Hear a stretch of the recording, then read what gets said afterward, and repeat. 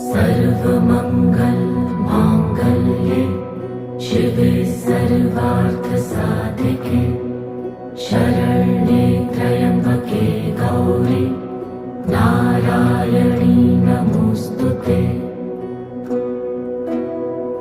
या देवी सर्वभूतेषु विष्णुमायेति शक्तिता नमस्तस्यै नमस्तस्यै नमस्तस्यै नमो नमः।